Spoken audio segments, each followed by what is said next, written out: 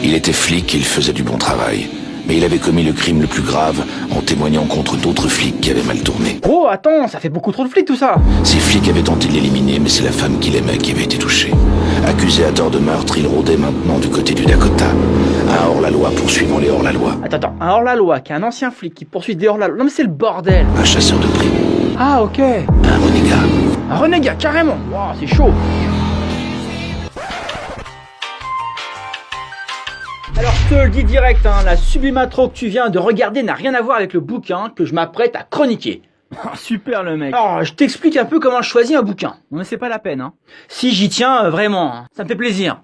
Alors je regarde rapido sa couverture, le titre, hein, je l'ouvre au hasard, jette un coup d'œil aussi rapide au style, accroche quelques mots, puis je ziote la 4e de couverture et c'est tout. Ça me suffit pour me faire un avis rapide mais un avis quand même. Savoir si je risque de prendre mon pied ou de grave me faire chier. T'es un sacré numéro toi. Et pour le coup, cette fois-ci, la 4e de couverture annonçait la couleur. Un superbe portrait de la Barcelone d'aujourd'hui dans toute sa contradiction par le Jim Thompson espagnol. El Jim Thompson espagnol se llama Carlos Zanon. Stop speaking Spanish. Bon alors, j'aime pas trop Jim Morrison, je trouve ça un peu trop surcoté. Mais du con, il parle de Jim Thompson, pas Morrison. Thompson, c'est un des plus grands auteurs américains, un pessimiste qui a su brosser avec talent le quotidien poisseux de l'Amérique rurale, des rednecks et autres marginaux. Confederate flag hoodies, bro. Oh my god. Bref, Lee Thompson, c'est un ordre. Donc aujourd'hui, je vais te parler de N'appelle pas à la maison, de Carlos Zanon, publié chez Asphalt en 2014 et en poche en 2016 chez l'édition J'ai lu, je crois. Zanon, c'est l'auteur de l'excellent J'ai été Johnny Thunder et N'appelle pas à la maison, c'est son premier roman traduit en français. Ce roman se déroule à Barcelona. Alors je te raconte pas le pitch, hein, parce que tu sais lire un résumé sur internet. Hein. Juste dire que deux mondes se côtoient dans ce roman où l'on croise une galerie de personnages marquants, durement touchés par la crise et par la vie.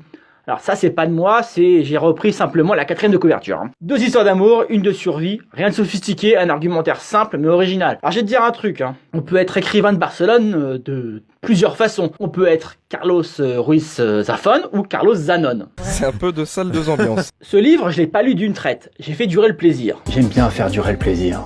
Pour apprécier la prose et chaque scène, ressentir chaque sentiment. En parlant de prose, la traduction pour ce genre de bouquin est importante car on peut facilement perdre l'essence même du livre, hein, et même sa force. Alors bravo à Adrien Bagari. N'appelle pas à la maison est un grand roman noir, un portrait au vitriol de la société espagnole, mais aussi un roman choral intense, bien construit avec des dialogues brillants.